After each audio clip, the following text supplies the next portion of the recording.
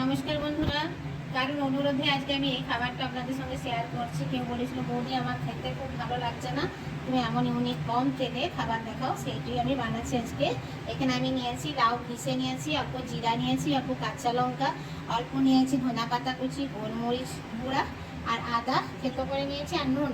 আপনারা দরকার হলে পেঁয়াজ দিতেও পারেন। আর এখানে আমি নিয়েছি চাল গুঁড়ি। এবার আমি নিচ্ছি কিছুটা বেসন। বেসনের সাথে আমি 2 চামচ চাল গুঁড়িটা মিক্স করছি।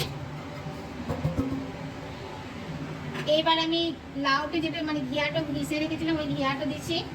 এখানে আমি জিরা গালা দিলাম, থালে নিয়ে আমি দেখাই আপনাদের সুবিধার জন্য।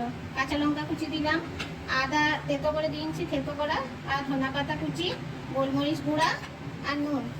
এগুলো সব আমি ভালো করে মিক্স করি।